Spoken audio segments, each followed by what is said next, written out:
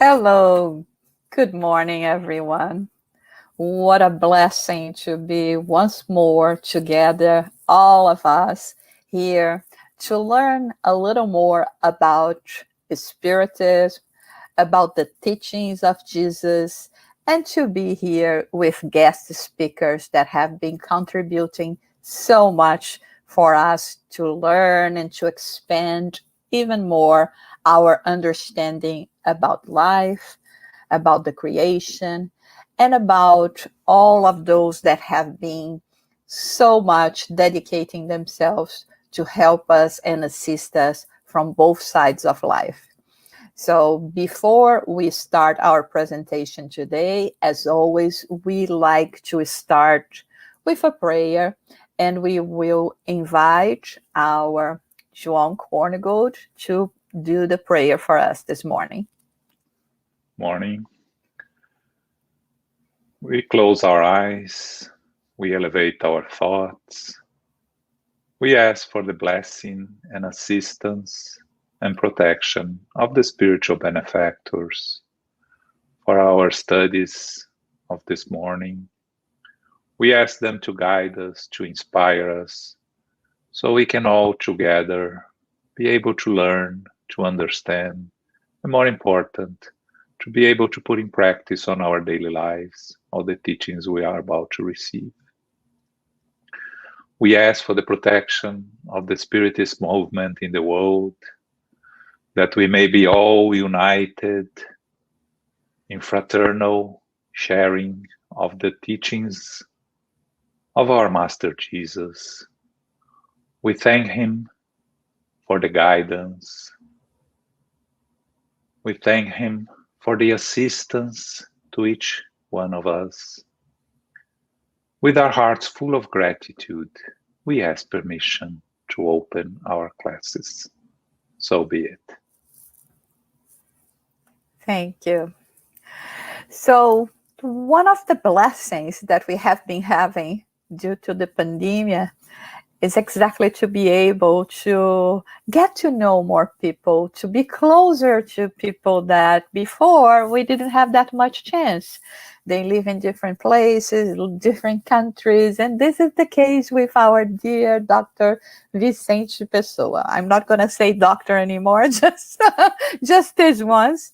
So Vicente has been one of those discoveries for us, a new friend, a person that has been dedicating so much to these times, being able to enlighten us, not only in terms of spiritism, but also if we consider that he is a physician in terms of with a specialty in infectious disease, he can also, and he has been also helping us in this area as well to understand a bit more about everything that is happening.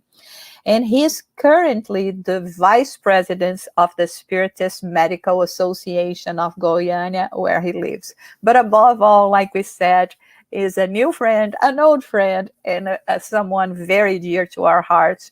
And that today has prepared to us a special talk, because he's going to be talking about one man that was very important during the time of Kardec, and that we don't talk that much about him, but we value tremendously the work that he has promoted during his time with Kardec and after that as well. But I will leave that to Vicente today to talk to us about the plurality of inhabited worlds from Flammarion to the present time. Welcome, Vicente. Thank you so much for being here. This morning I was thinking, well, let me try to translate it to the American people, how we would be calling Vicente in English, Vincent, right? But yeah, it's Vicente for us. Welcome. Thank you, Jussara. Thank you, João. It's a pleasure to be here with you. I thank the United States Spirits Federation for this opportunity, for this chance to talk. It's not always that we have these opportunities to bring Spiritism knowledge in the English language. So I would like to take this opportunity to congratulate you all that work abroad, bringing the Spiritist message to those countries. It's really hard to spread this message in Brazil, so I can imagine how hard it is to spread this message in foreign languages, in foreign cultures. So I am a big fan of yours, and I ask Jesus to support and bless you all in this job. So, as you said, we are going to talk about a man that many Spiritists don't know very well. We are used to talk about Allan Kardec, Leon Denis, and even the great Gabriel Delany. But Camille Flammarion, he's been forgotten a little bit. And we don't really understand why.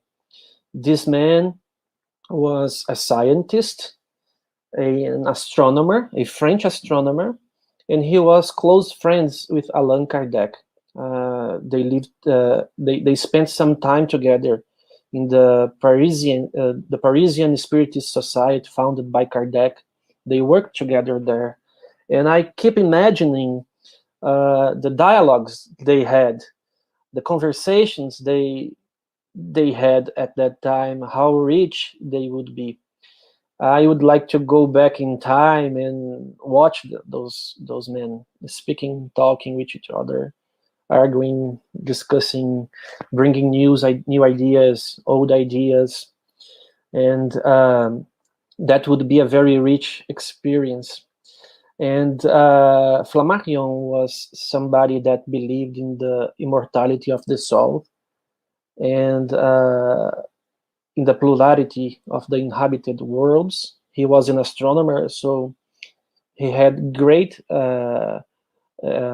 knowledge of astronomy, and he even wrote a lot of books about astronomy that where he was trying to make astronomy popular, make astronomy known by the population of France, Europe, and the world, because he believed that we would reach God through astronomy. He had a very strong sentence where he wrote, "The astronomical philosophy will be the religion of the evolved spirits," because he strongly believed that astronomy would bring us closer to the notion that God really exists, because the universe is so beautiful, so organized, so huge, that only the presence of God could explain it. So I've been reading and searching about his life for a while, and I guess I have some information that could be new for many of the friends who are watching us now. So we are going to take you to a trip back in time. We're going to make this travel together, and I'm going to present some aspects of his life, some aspects of his ideas and his work, some aspects of his relationship with Kardec, and we are going to try to cross all those informations with what science is searching right now about other worlds, other planets, and life on other planets on the scientific way. So let's begin. I have my presentation set, so let's go. So some dates, so we can situate ourselves in time. Mr. Flammarion was born on February 26, 1842. When he was born, Allan Kardec was 38 years old, because Allan Kardec was born in 1804. So Allan Kardec was 38 years older than Flammarion. And Flammarion was born in a very small village in France named Montigny. It's a very small village, but it's really close to a bigger city named Langres. And he spent his childhood in Montigny, and his teen years, he spent part of them in this city called Langres, where he studied in a Catholic school, and he had the opportunity to study really deeply the Gospels, Latin, the language Latin, philosophy, geography, and all humanistic subjects in that city. The Spirits book was written by Allan Kardec in 1857, when Mr. Flammarion was only 15 years old, and he was still in Langres, because he arrives in Paris by the end of 1856, beginning of 1857, more precisely by the end of 1856, because he spent 3 years in Langres from 1853 to 1856. And his parents were already in Paris because they had to migrate from Montigny to Paris because of an epidemic of cholera who was responsible for their bankrupt. So they lost everything they had in Montigny, and they migrate to Paris, trying a new life. But the young Flammarion, the young Camille Flammarion, was sent to a Catholic school in Langres so he could study, because it was cheap, because it was useful, and because he loved to study. So he was very precautious, he learned how to read and with 4 years old by himself. So he was a kind of a genius, young kid who loved knowledge, who loved science since the early ages. So when Allan Kardec passed away in 1869, with 65 years old, Camille Flammarion was 27 years old. And this is a very curious information because, as we all know, Camille made a speech beside Allan Kardec's tomb. And he was invited by Madame Kardec, by Amélie, Kardec's wife, to do this speech. And he was only 27 years old. So when we read about this speech, we imagine a very experienced and mature man speaking those beautiful words. We are going to bring some of those words in our talk today, but he was only 27. He was not this mature and gray man. He was a young man. And Allan Kardec recognized that. And he treats him as a man with a very bright future in Spiritism. So he put a lot of faith in Camille, as we're going to see. And he passed away in 1925, just after World War I in the 20th century. So he lived 83 years. And there is a curious story about this as well, because we had an International Spiritist Congress who was held in July 1st, 1925. And Leon Denis was supposed to speak in the opening ceremony of this Congress. And Leon Denis did not want to do that because he was very sick. He was blind and he had a lot of difficulties. And he asked Geronimo, his guide, please invite Mr. Flammarion. He would be a very good speaker for this open ceremony. And Geronimo answered to Leon Denis that it would be impossible. Flammarion would not be available. And Denis did not understand that at that time, but the answer was because Flammarion was going to deincarnate before a month before this event, this Congress. So this is why Geronimo answered Denis that he should be the one speaking at the opening ceremony and not Flammarion. So this is a man that had the trust of Denis, and this is a man that had the trust of Kardec. So I see no reason for us to deny his teachings and his work, and not to learn from him, because we could learn very important concepts and ideas about the cross-section between science and religion, because he was a scientist. He had this look to Spiritism from the scientific perspective, and he was not easy to be convinced. He demanded evidence that those phenomena were real, and he was very demanding. And that's maybe one of the reasons I believe, and my personal view on the subject, maybe this is one of the reasons that many spiritists believe that Flammarion, at some point, he could have denied the spiritist ideas, but that's not a fact. That's not true. He just demanded evidence. He was not fooled very easy. He didn't take for granted every spiritist phenomenon, because many of them were fraud, and we have evidence in this about this through history. He has a book where he writes a whole chapter about mediumship fraud, which is real. We have to take that into consideration. The phenomenon is real, but fraud always also happens. That was his idea, his beliefs. So with these dates, we can situate Camille Flammarion on time and his time relationship with Allan Kardec. So let's move on and bring some new information. So as a child, his mother showed him a solar eclipse that took place in France in October 1847.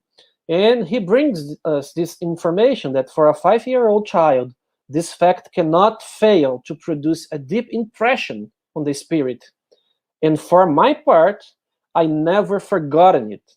So he brings us this information that when he was 5, he saw this solar eclipse, and he thought that phenomenon was so wonderful that he would like to study it deeply.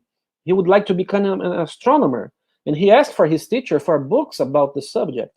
And his teacher brought him books about philosophers from the past who studied astronomy. So he had his first contact with the ideas of Ptolemy, with Nicolaus Copernicus, Johannes Kepler, and other astronomers when he was 5 years old, and he began to develop his ideas and his passion for astronomy from this early age. And he brings this information for us, written by himself. So that's a very important point. This pushed him in this direction of science and astronomy since an early age, and the hold that his mother had in this, because she was Catholic, very Catholic. She wanted him to be a priest, and she used to take him and his siblings to church. But otherwise, on the other hand, she would like them to study the phenomena of nature. So she put this big glass of water made by glass, obviously, so they could watch this eclipse safely. And she has a lot of credit for who Camille Flammarion became in the future. So when he moved to Paris in 1986, he had a very hard life. He had to work during the day, take classes during night, at night, and he was hired. Many things happened in his life between 1856 and 1861. I will not get into detail on that. I have a video series of that in YouTube. You can watch what happened during those 4 years there, if you're interested. But in 1861, he was already working at the Observatory of Paris Observatory of Astronomy, as an internship. He was working there. And one day he was coming back home. And he used to stop at the Opera Theater in Paris, where scientific papers and books used to be published. New things about science were always being published at this theater. And this one day in September of 1861, when he got into the theater, he had the chance to take a new book that had been released 4 years earlier, 1857, which was Spirit's book. And when he opened the book, he had this look at this chapter about the plurality of inhabited worlds. And then he writes, well, it was precisely at that time that I was working on a book on this subject that would be released the following year, 1862. So this is one of those coincidences that we don't believe are coincidence at all. And this book was the Spiritist book by Mr. Allan Kardec, chapter 3, questions 55 to 58, which are the following questions. Are all the globes spinning through space inhabited? Is the physical composition of all the different globes the same? Since the physical composition of the various worlds is not the same, do the beings inhabiting them have a different physical organization? Do the worlds farthest from the sun lack light and heat, since the sun would appear only as a distant star to them? So that called his attention because his book was exactly about that.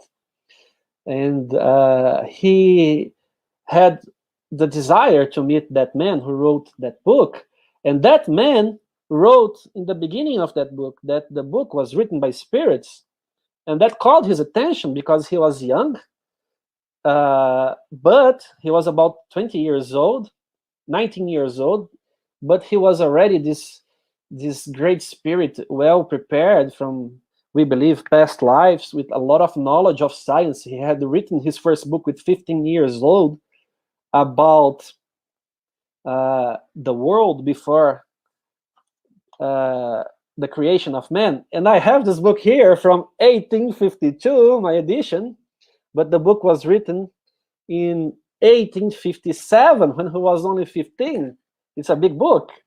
So for a 15-year-old kid, knowing about geology and sciences and a very hard work to do. So he wanted to talk with that Allan Kardec about that. And that's what he did. Then he introduced himself to Allan Kardec and then became friends.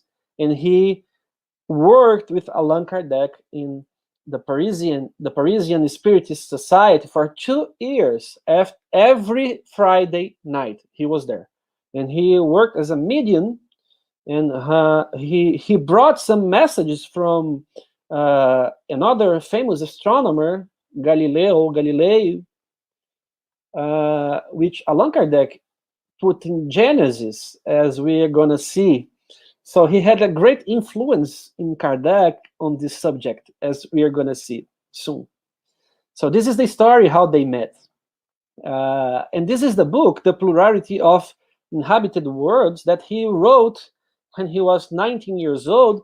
And the first sentence of the book, in the first page, already impresses us a lot.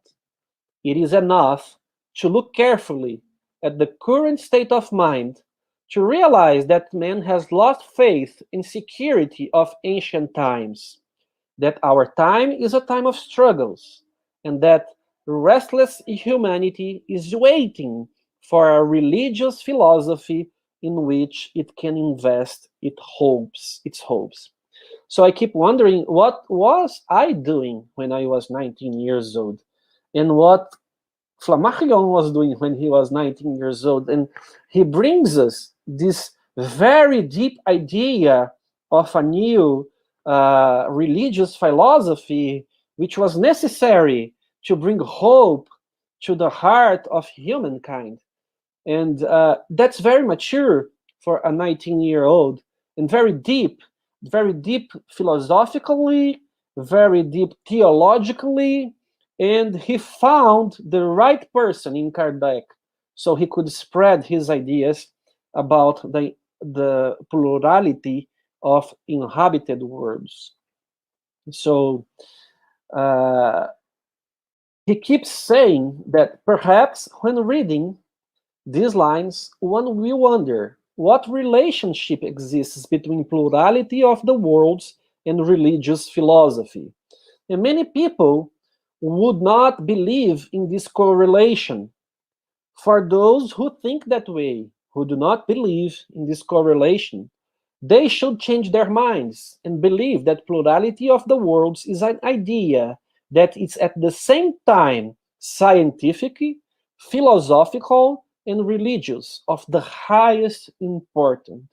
And by the end of our talk, we will understand what he meant exactly by that, how important it is philosophically, scientifically, and religiously. What consequences this idea could bring to our mind, to our lifestyle, to our daily lives. So this is really deep for a young man this age.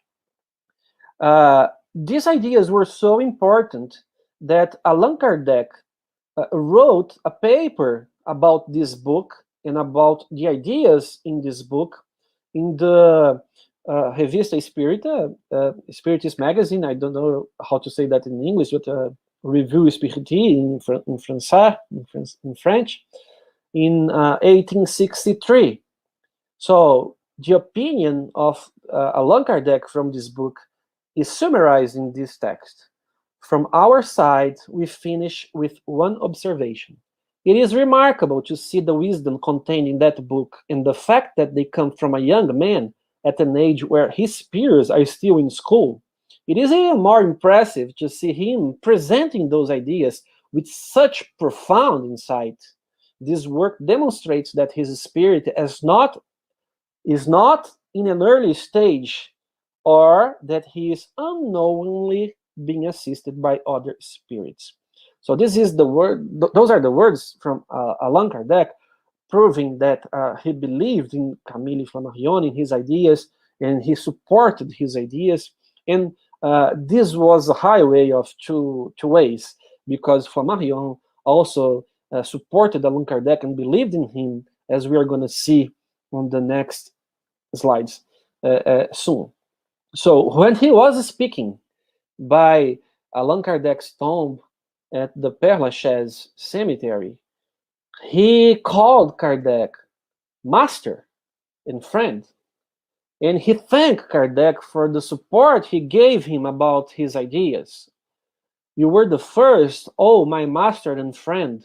You were the first who, from the beginning of my career in astronomy, displayed a profound affinity for my deductions regarding the existence of celestial humanities.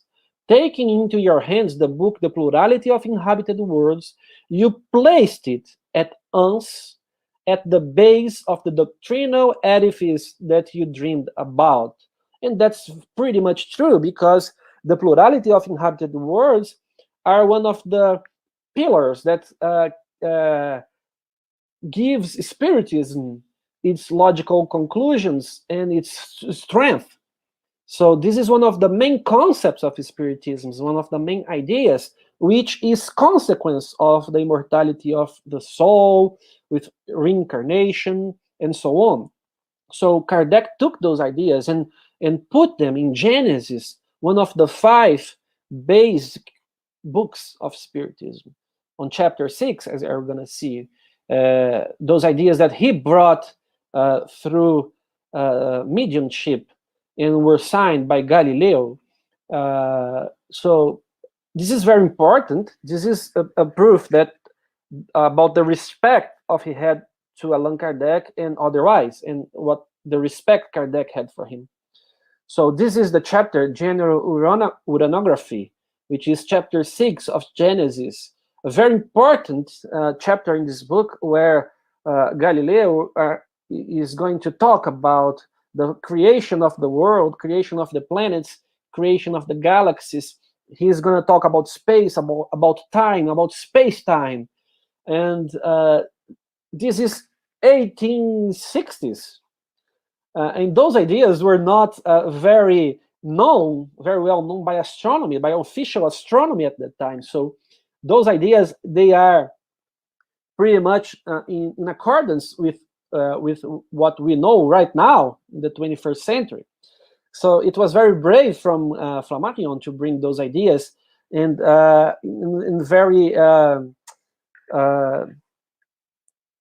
how can I say that, very innovative, something very new for that time. So this brings us the pioneerism that Spiritism brings us in many aspects of science and life. So he studied the past astronomers like Copernicus, and he brought from Copernicus the idea of the sun being the center of the universe and not the earth, as it used to be believed in the past. So he had great knowledge of the ancient astronomers, and he put that in his work. He also studied very much the work of Galileo Galilei, who also believed that the sun was the center of the universe, and was arrested by the Catholic Church, and he was punished, and he had to deny all his knowledges in order to stay alive. So there are very similarities between the work of Flammarion and Galileo, and we would like to bring some of them so we can have an idea how similar the ideas of both men were. Those are drawings of the moon made by Galileo Galilei, the original ones, and he was proving that the moon was not a perfect sphere. The moon had mountains, had valleys, and had depressions, and so on. So this was the first thing that bothered the Catholic Church, because Catholic Church thought that the worlds were perfect spheres, and Galileo showed that the moon was not perfect. He also showed that not everything was spinning around Earth, because when he developed the telescope, he did not invent the telescope, but he developed the telescope to have power enough, enlargement enough to see other worlds. And he pointed that telescope to Jupiter, and he could see, as we can see in the picture, different positions of black dots around the white dot. So the white dot is Jupiter, and the black dots is the moon, are the moons, Jupiter's moons. And you can see that they are in different positions. And sometimes we even have 3 moons, sometimes we have 4 moons, because when we have 3 moons, the 4th one is behind Jupiter, we can't see it. So Galileo concluded that those little dots were spinning around Jupiter. So not everything was spinning around Earth, so Earth should not be the center of the universe. So Copernicus should be right. The sun should be the center of the universe. At that time, they believed the center of the universe, not the center of the galaxy, of the solar system. So this put Galileo in much trouble. But he did not deny his own ideas, and those are the moons, Europa, Io, Callisto, and Ganymede, which are today called the Galilean moons, because they were the 4 moons that Galileo could see with his telescope. So today we know that Jupiter has more than 60 moons. And another coincidence is that Europa is the moon that NASA is searching for life, which the more probability to have life, because they believe Europa has a big ocean behind the icy surface, and they are planning some missions for there, and we could have some news in the next 10 or 20 years about at least microbial life in Europa, which is very likely and very much possible. So those are the Galilean moons. And Galileo did not deny his work, and he wrote this book, Dialogue, and he created 3 characters, Salviati, Simplicio, and Sagredo.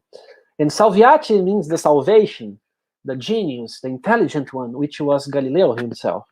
Simplicio means simplicity, which was the church that doesn't know anything, doesn't know the truth. And Sagredo was an intermediate of the dialogue.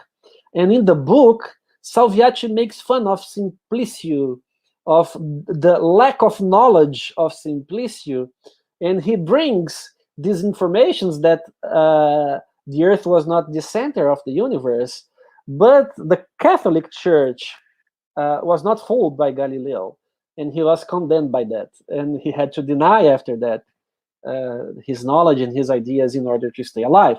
But the reason I brought this is because Camille Flammarion also wrote a book with a dialogue, between characters. And this is the book, Narrações do Infinito, in Portuguese, but in English, you can find it, Lumen, The History of a Soul. And there were two characters, Quarens and Lumen was the interpretation of Camille Flammarion, and Quarens is a student, a disciple of Lumen, and Lumen brings his ideas about the survival of the soul, life in other planets. They travel to other planets together in order to know these planets and these ideas, and he plays in a very smart way with the notion, the idea of time, and it's a very elegant book. We had the chance to talk about this book twice with some friends in the internet, and it's very interesting, the ideas he brings. And a curious fact is that this book was published by Didier Editeurs, which was the man who published Kardec's book. Monsieur Didier. We can also see Monsieur Didier in the movie Kardec. He's present there. So he also published some of Camille's books, because the other ones were published by his brother, Ernest Flammarion, who created a bookstore who could sell and publish the books from his brothers, because there are so many. Flammarion wrote so many books with so much information that his brother made a living of it. And that's a very interesting information about the personal life of this man. So now we are going to take a trip of what science talks about other planets, life in other planets. So until 1781, only 1, 2, 3, 4, 5, 6 planets were known. Mercury, Venus, Earth, Mars, Jupiter, and Saturn. And it was only in 1781 that Uranus was discovered. And only in 1846, when Flammarion was only 4 years old, that Neptune was discovered. And Pluto came later. And right now, we don't even consider Pluto a planet. Poor Pluto. Poor Pluto. It's not a planet anymore. He's a dwarf planet right now. And we'll feel sorry about it, because we love Pluto very much. We were very surprised and very happy to see very nice pictures from Pluto from 4 or 5 years ago, from New Horizons, the spaceship New Horizons, who took pictures of Pluto and showed a heart-shaped surface, which made our hearts melt. So Pluto is not a planet anymore. But for us to have an idea, Johannes Kepler in 1609 described the orbits of the planet as elliptical.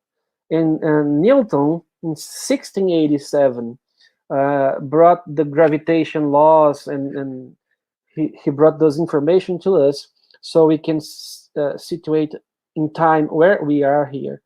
So we can see how the knowledge of the planets progress through time. And we are only talking about our solar system, our star, the sun, and the planets who orbit around this only star. We're not talking about the billions and trillions and exillions stars in the universe. So this is what we knew at that time. And it was the work of this lady, a woman, Henrietta Leavitt, that made everything possible. She doesn't get the credit, which happens very often through history, because she was a woman, but she was the one responsible for the discovery in the register of more than 1,777 Cepheids, which are a special kind of stars that oscillate its light during time. So sometimes they are very bright, sometimes they are not very bright. And because of that oscillation, she was able to calculate the distance from Earth, the distance they were from Earth. And one day, she found a Cephid in the so-called nebula of Andromeda, which we now know it's a galaxy and not a nebula. And when she calculated the distance from that star at the nebula of Andromeda to Earth, she realized that that Cephid was 1 million light years away from us. And then she realized that that could not be inside the Milky Way. So there should be other galaxies besides our own, because this is a very important point. By that time, they didn't even know that the universe had so many galaxies. They thought the Milky Way represented the whole universe. So they didn't even have this kind of knowledge. And Flammarion is talking about life in other planets already. So that's pretty amazing. So when she calculated that this Cephid in the nebula of Andromeda was 1 million light years away, today we know that it is 2 million light years away. It's even further because math was adjusted. And but that does not take out her credit. She was great, and she should win the Nobel Prize, but she did not. She got 30 cents of money for each Cephid that she discovered at that time. So that's pretty poor on us. We should get her credit, but somebody did. Somebody did, as we're going to see. So there was this great debate in 1920. Flammarion was still alive. World War I was in course, just finished, about how to solve this problem. Was the universe made out of a lot of galaxies, or there was only one galaxy, our own, the Milky Way?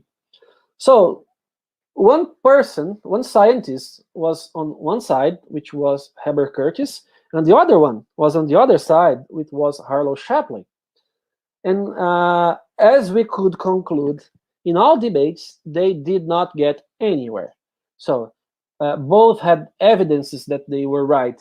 And the question was not solved in this great debate that made the scientific world very excited at that time. But who brought the solution? It was only in 1923 that the American astronomer Edwin Hubble, using Enriqueta Leavitt's work about the Cephids, could calculate that star from the nebula of Andromeda was in another galaxy, because it was so far away. The Milky Way has 100,000 light years, and that star was 1 million light years away. So he calculated that, and he showed that other Cephids were in other galaxies, and the universe was constituted of so many different galaxies, and they were getting further away from each other. So the universe was expanding. So he concluded he was the one, and let me correct myself, he was one of the scientists that concluded that the universe was expanding.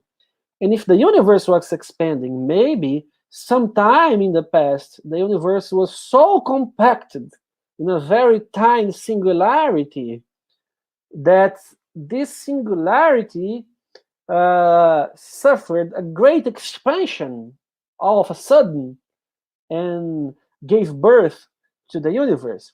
So he brought this idea. He was one of the scientists who brought these ideas about the Big Bang, the big expansion of the universe from a singularity, but that was only possible because of Henrietta Leavitt's work. Let's not forget that. So the great space telescope that the United States launched years ago, decades ago, has his name, and made great contributions for the study of the planets and the other worlds we can see. So right now, if we are very impressed by a picture took by the Hubble, which is considered the greatest picture taken by humankind ever. So this picture was made opening Hubble's lenses for more than 20 days in a direction of part of the sky that is as big as your thumbnail. So we can see that part in that square in the middle of the picture. It's the size of your thumbnail, and Hubble pointed his lenses to that direction for 20-something days. And what he saw was astonishing. And this is why it's considered the greatest picture of humankind. In that small space, this is what Hubble saw. And each point of light in this picture is a galaxy with billions and trillions of stars. So we can see in this picture more than 5,000 galaxies, only in that tiny piece of sky, in that little square. So that brings us to the idea of God. Who created that? How big is the universe? Can we deal with this information? Can our religion deal with that information? Don't we need a new philosophical, religious doctrine to explain that? To fulfill our heart with hope and comprehension? So this is an amazing picture. And after that, by 1995, science found the first exoplanet, the first planet that was going around a star other than the sun. So this planet was discovered in 1995, and he was named 51 Pegasi b. And from then to our time, the Kepler Space Telescope, designed to find other worlds, was able to find more than 4,200 planets. By March 2018, it had found 2,342 planets. By August 2020, it was the last time I checked, it had found 4,197 exoplanets, bringing us scientifically this idea that there are many worlds out there, and probably those worlds could be inhabited, as Flammarion described in many of his books, where he makes space trips in his dreams, during his sleep, and he brings descriptions of these worlds and their inhabitants to us. So I'm going to skip this just to show that this telescope, Kepler, is pointed to a tiny place in space where he could see more than 4,000 planets. Imagine if he could search the whole galaxy, how many planets would it find? And we have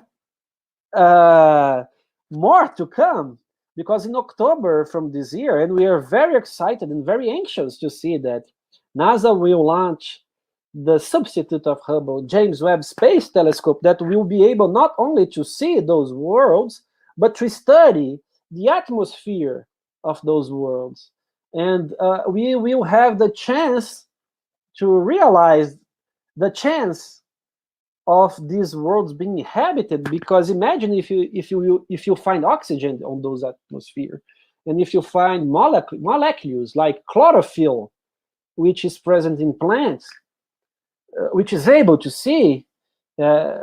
So this will bring a revolution, and this is the great scientific achievement of our time, and we are very excited because this launch was postponed 3 times already, and maybe we will see James Webb Space Telescope in action after October 2021, a few months from now, and that's bring us very excitement and joy. So this is the size of his mirror comparing with Hubble, and it's a yellow mirror because it's made by gold, a tiny surface of gold, in order to protect the telescope from the cold temperatures from space, because it's going to be in space, unreachable. And this is something that makes us very anxious, because if it has some malfunction, NASA won't be able to fix it. Hubble was able to be fixed because it was circling Earth very closely on our reach, but the James Webb Space Telescope will be out of our reach.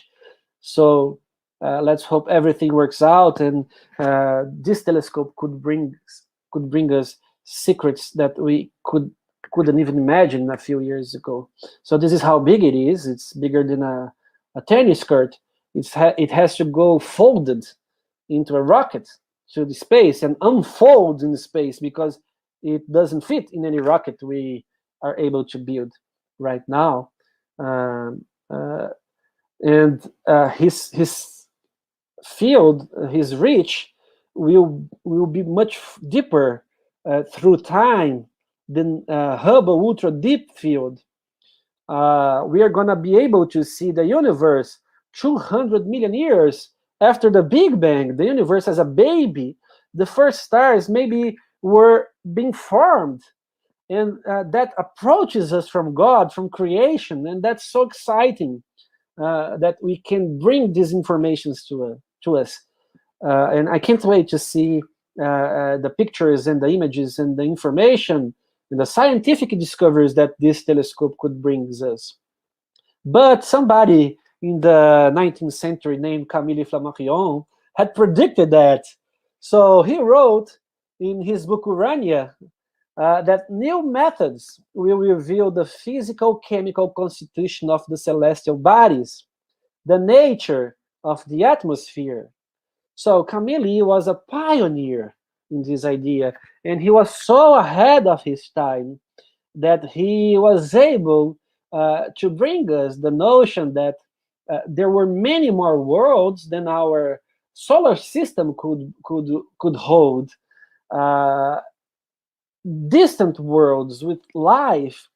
And this is what I meant in the beginning of the talk about how important this philosophy is to us, how important this idea of the plurality of the inhabited worlds is scientifically, philosophically, and religiously.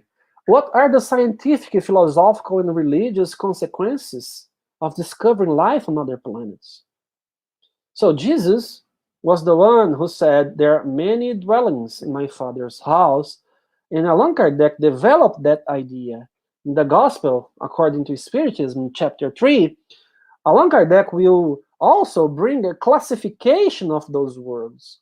Some worlds are more developed than others in the moral aspect, so only pure spirits could inhabit those worlds, and our world is a world of, I always forget this expression in English, of proofs and expiation. I'm sure João and Jussara will correct me in the background, but I always forget about this expression in English. But this is a word where we can find suffering, pain, and we are submitted to tests, and we have to be approved, get good grades in those tests. The test of patience, the test of charity, the test of forgiveness, the test of tolerance, the test of mutual respect. So we have to be approved in those tests in order to live in other worlds where matter don't matter, where matter don't matter anymore. And Flammarion, in his books, he describes a lot of worlds in that way, where matter don't matter anymore. And the consequences of that is very important, because let's imagine that we have a world with another humankind. So who created this humankind? Are them our brothers? If they are our brothers, our siblings, do we have the same father? So who is our father? Is it God? If God is our common Father, so life on Earth is not the only one. If life on Earth is not the only one, if there is life in another planet, can we migrate and get to know those people that live in other planets? And if we can do that, how could we do that? Can we go there with our material bodies? Could we go there with our spirits, our soul?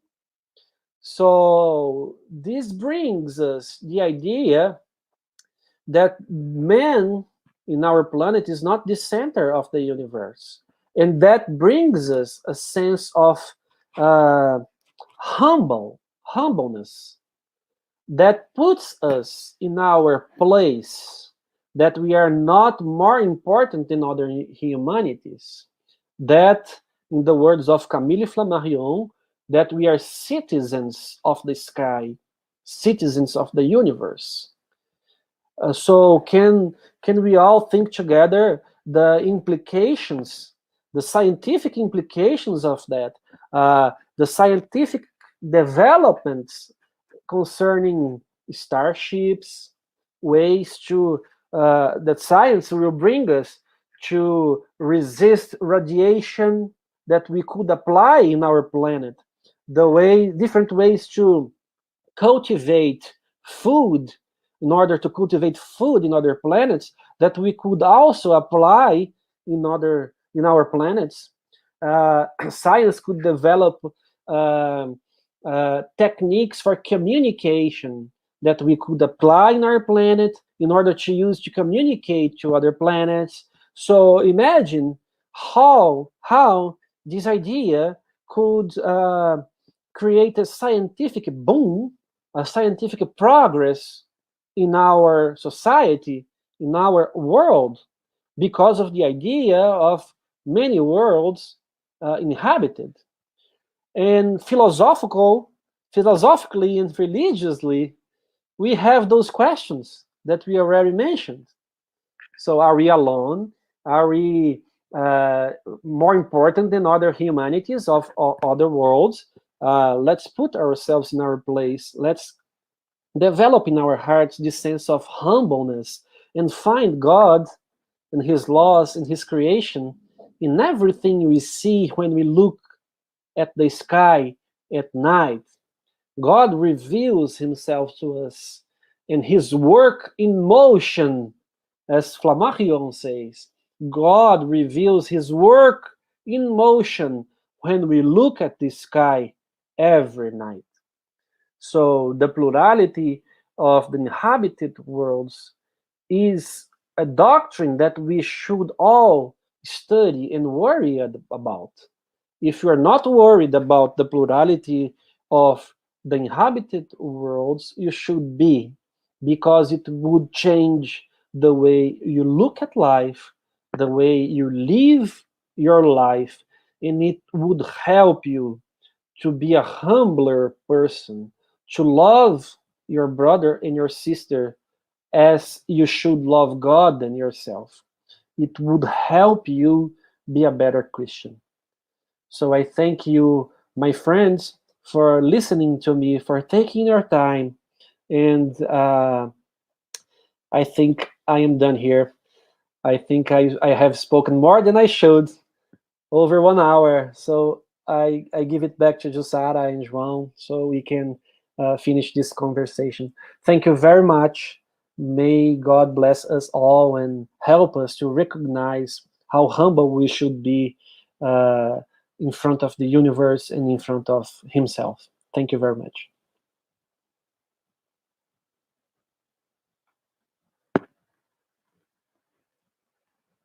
Thank you so much, Vicente. That was absolutely fantastic. We could hear you much more, but we have so many questions. I think we should go straight to the questions to benefit even more from, everything you can bring and clarify to us. So let's start with the first question. Considering that you yourself belong to the scientific community, Could you correlate perhaps your experience as a spiritist in the medical community and perhaps expand on the experience of Flammarion as an astronomer and a spiritist? Very good question. And this question, we are used to answer this question because for some reason it's unusual for people to see a person who is, I don't consider myself a scientist, but actually I'm not a scientist who makes science, who brings new information. I only read other people's work. So I'm not a scientist in the way that I do not produce scientific information. But I am a physician, and it's a scientific environment, and it's unusual for people to see a spiritist working in this environment because it's so common for scientists and people who live in this environment to be atheists, who do not believe in God.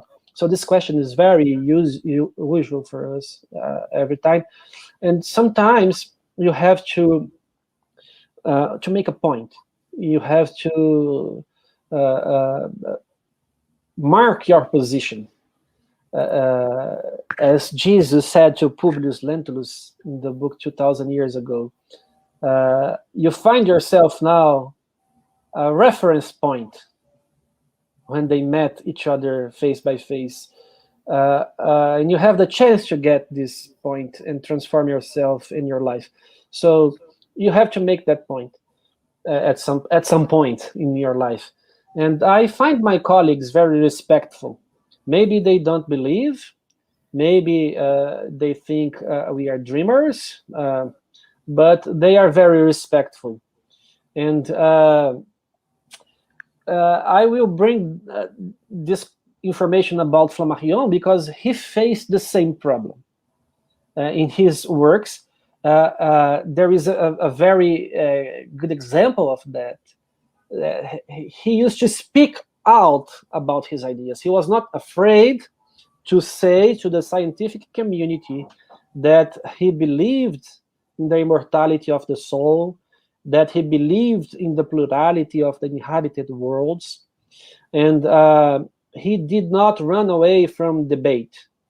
There is a book that he wrote, a very deep book in terms of philosophy and theology, and a very beautiful book called God in Nature, where he will defend his ideas about God in nature, why he believes there should be a creator.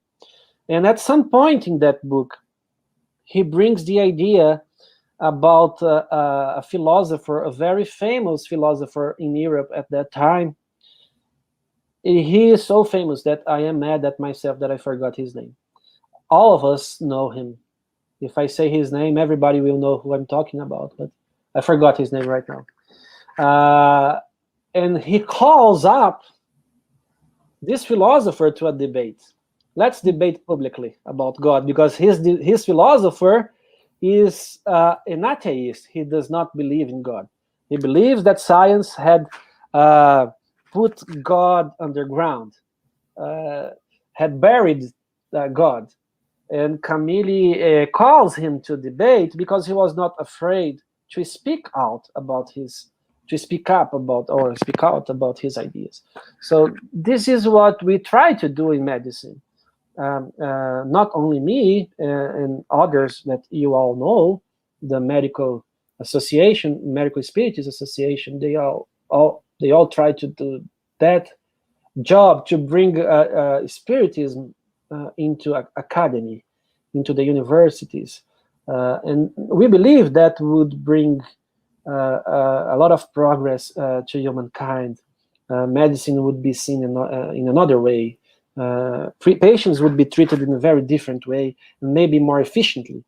And that's what Flammarion tried to bring, this scientific aspect of spirituality.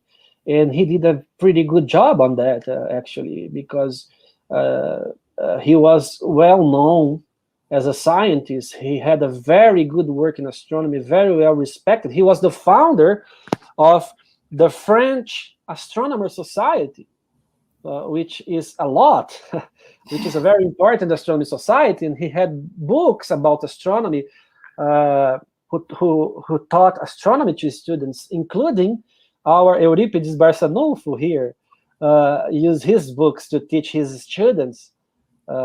So he was very important scientist in Europe. And when you see a very important scientist defending those ideas, that makes you question yourself.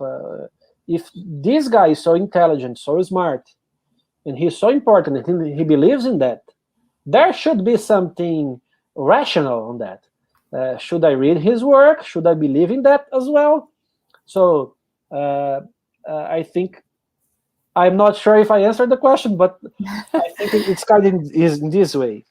Oh, absolutely. The thing is, Vicente, I think overall what you're saying, and it was perhaps what Camille Flammarion already thought about it, is like, keep an open mind. Yes, exactly. And I just remember the name of the philosopher that he was. It was Comte, Auguste Comte. Auguste Comte, the positivist. Wow. Yes, yes. And he was challenging him for a debate, so he was not afraid. So wow. I have a post on that on Instagram that I'll show you here, the picture of both of them. Yeah. And the saying where Camille challenges him, of course, he challenged him in his book, written, because he reveals us that he was not very fond of public discussions, verbal. He used his pen to spread his ideas. He was stronger using his pen to spread his ideas, but that's it. He was not afraid at all. And maybe we should do that as well. We should talk more about spiritism and spirituality, maybe with people that we believe won't care, but the seed is planted. Maybe one day it will generate a big tree with flowers and perfume and so on. That's so wonderful. Let's go to another question. Yasko, hi Yasko, good to have you here. I wonder if Flammarion ideas and writings were ahead of the mainstream science that ostracized and denied the Spiritism as a whole, not only its scientific, but philosophical and especially religious moral aspects. Well, that's a very important question. And also, it's a very common question when we talk about Flammarion, because this is maybe one of the reasons that Spiritists don't study him very much. They study a lot Leon Denis, Gabriel Delany, and Kardec himself. But they don't study Flammarion because there is this general idea that he denied Spiritism at one point, and all the phenomena were fake and so on. Well, actually, after many years studying his work and his life, I really do not believe that he denied everything. At some point, he denied some aspects of the phenomena, but not all of them. He strongly believed that the phenomenon, the tables spinning and the communication of spirits were real. But as I said in the beginning of my talk, he did not believe in everybody who was making that. He has a great book. It is here by my side.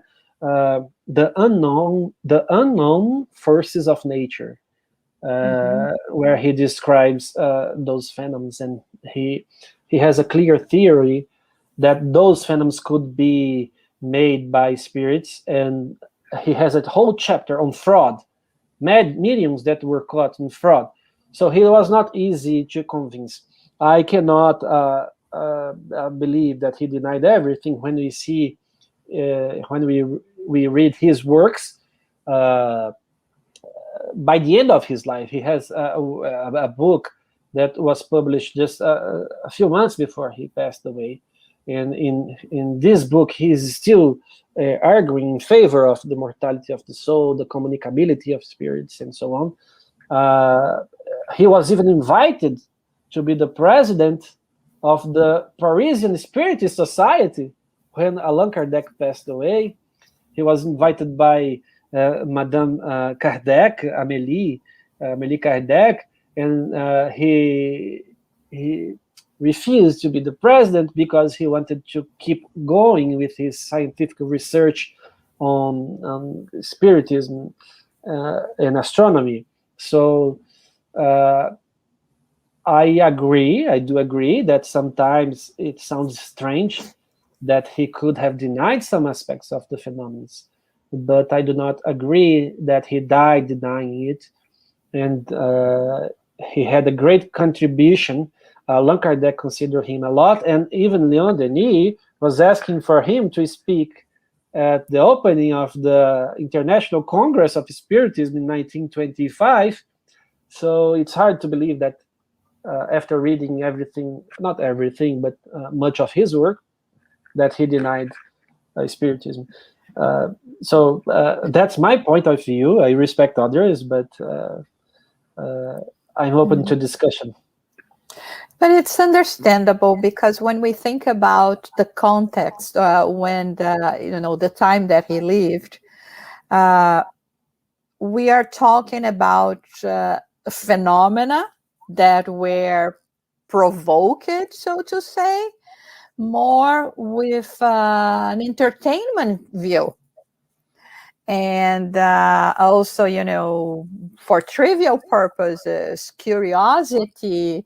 So I can only imagine that many of them, and I mean, thinking about a mind such as the mind of Camille Flammarion, very rational, but at the same time open and true to what he was witnessing, that he also witnessed so much, fake phenomena and the hoax, like we say, that he had to position himself as well for, sometimes, or in certain circumstances, as showing and even trying to prevent others to go into all those fakes. And Kardec, in the Spiritist Review, he shows that constantly about all this fake phenomena that people were faking, right? Yeah, and we have to consider also that mediums at that time, they charged for their services. So when a medium was invited to a house to produce the phenomena, the medium was feeling pressured for the phenomenon to happen. And it's not like that things work. It depends on the spirits. So in order to make the phenomenon happen, sometimes they made frauds. And Camille was there with full attention. He invited all the famous mediums from Europe to his house. The sessions happened at his house in the presence of friends like Delany, for example. And he caught every one of them in fraud. Every one of them, including the famous one. For example, Eusapia Palladino, the great Italian medium, she was caught in fraud in front of him, and she smiled. She smiled at him. She recognized that she was caught in fraud.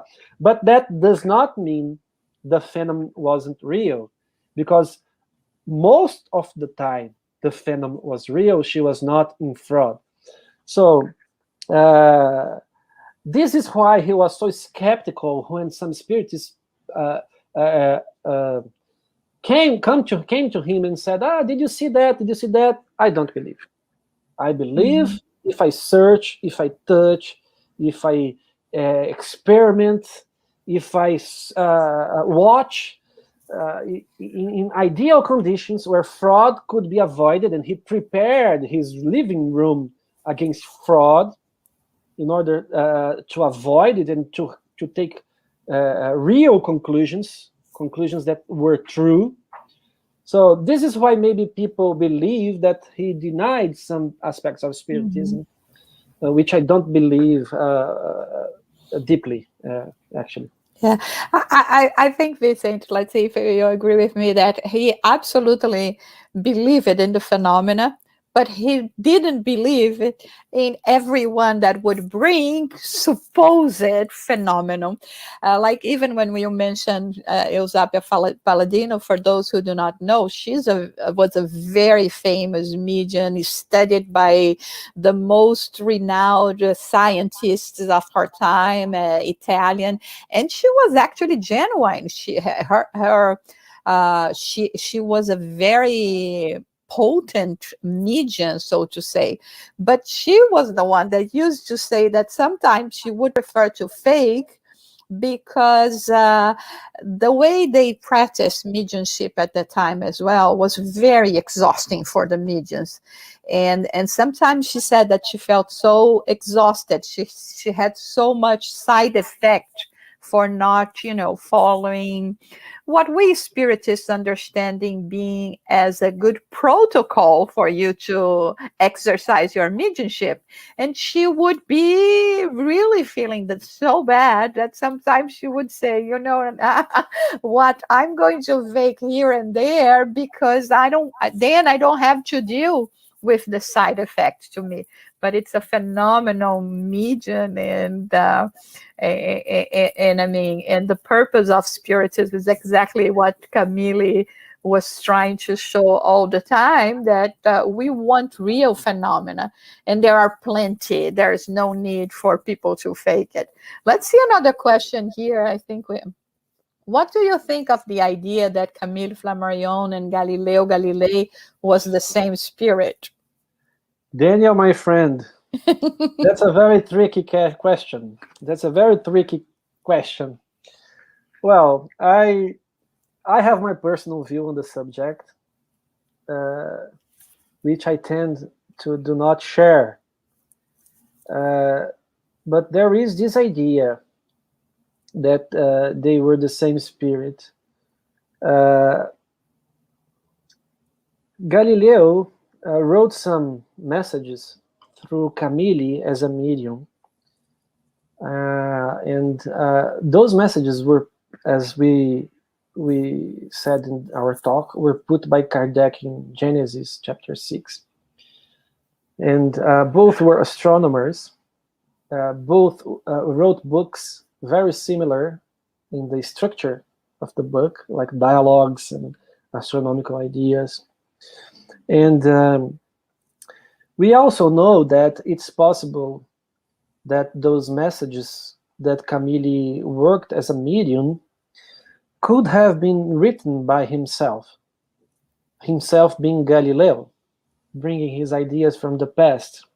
Allan Kardec describes it in the Medium's book, that this is possible as well.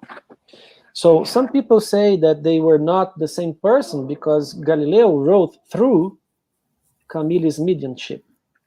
But it is possible for a person to open his memories from the past and bring his own ideas in mediumship. Kardec wrote about that. So I will leave it to you, my friend, to take your own conclusions. Maybe he was, maybe he was not. I have my own opinion about that, and I will keep it safe inside my heart. Okay, let's go to another one. Leon is questioning. In my classes, I find it very difficult to make people really understand, comprehend, and internalize the size of our universe. Could you advise us on how to do this? Yes, I recommend the reading of 2 books. The first one is Lumen, The Story of a Soul by Camille Flammarion. And the other one is a book also by Camille Flammarion, which is, in Portuguese, Sonhos Estelares, or Star Dreams, maybe? Stellar Dreams. Stellar Dreams, maybe, where he will describe the size of the universe in a way that you would never see in another book. And if you want a scientific book, not by Camille, I recommend this book, Big Bang. This one is in Portuguese, but you could also find it in English because it's originally in English, by Simon Singh. It is a physician. Wrong, it's a physics, right? Physics. Physics. Physics. And he describes the story of all the information we have about the universe, from the ancient Greek to recent time. Because this kind of information, this kind of idea that you asked, how to convince people, how to advise people how big the universe is, this is so personal. And it depends on so much on how much people know about science, about the universe, about physics, that it's very hard to bring these ideas into the mind of someone who thinks in a very closed way. So these books, they will try to open people's mind, and I recommend reading them. That's no other way. I mean, yeah. Okay, thank you. I guess we have time just for one more. Do the science consider the spirit theories of a type of science? Yes. Of course, not all scientists consider that, believe in that, but there is a growing field of scientists studying that, considering that some things could only be explained by spiritist theory. And we have the chance to know and read the works of many of those scientists, including Brazil. For example, we have Alexandre Moreira Almeida. We have a Canadian, Mario Beauregard, which is a neuroscientist. We have a Dutch scientist, which is Dr. Pim van Lommel, a cardiologist who studies near-death experience, and many others. It's not hard to find them if we search in the scientific literature, but of course, we have to be honest and say that they are a minority right now. But these ideas are growing, and they are getting to the point that they cannot explain some kinds of phenomena and some kind of effects without studying a different cause for them. So I strongly believe that we will get to the point where the scientific community will be spiritualized. Maybe we are not going to see that in our current life, but we are not in a hurry, right? We have the whole time of the universe in order to get there. Okay, so we are approaching the end of our presentation today. Before we ask Vicente to say his final words, we would like to invite you next week. We are going to have David Cohen, which is he is the co-director of the Spiritist Group of Montana, and he's going to be talking to us about learning to apply the golden rule. So it's going to be a very interesting talk, and having our friend here from the Spiritist Group of Montana, David Cohen, to talk to us. Vicente, if you have your final words before we go to our prayers. Well, my final words are directed for those who do not study the doctrine of the plurality of inhabited worlds. They should study it. It's fun. We learn a lot. I see a great connection with the gospel with the moral laws of the universe. It will make you feel better. It will bring you tools to forgive more, to respect more, to follow the gospel in a more appropriate way. So I thank you, Jussara, João, Danielle, for this invitation, and I hope I have helped clarifying some things about Flammarion's life and his relationship with Kardec and spirituality. So thank you very much. Thank you. It was fascinating. So we would like to invite you all for our final prayer. It's the moment where we connect our souls with the universe, with all the forces of the universe, with all the beings that inhabit our beautiful universe and that we still know so little about. So at this moment, as brothers and sisters that we are, as being creation that came from the love of our Creator, we unite our thoughts, we unite our hearts, asking that we may be capable of taking advantage of this time that we are living on earth, that is teaching us so much through pain, through challenges, but also through beautiful and enlightening moments such as this one that we have shared together. May we keep our hearts in peace, sending out hope to the world, and being always ready to contribute with whatever we can provide to appease the pains of our brothers and sisters. We are very thankful for all the spiritual benefactors that have been assisting and guiding us in this work, and that we may continue being of service to spread love and enlightenment in our world. So have a good afternoon, everyone, and we'll meet you again next week. And don't forget, on June 5 and 6, we are going to be having our symposium. It's the 15th symposium this year. And because of the celebration of 160 years of the Medium's book, we are going to be talking about mediums and mediumship. And there is so much for us to still talk about it and learn. So don't miss this opportunity. Stay tuned with us. Bye.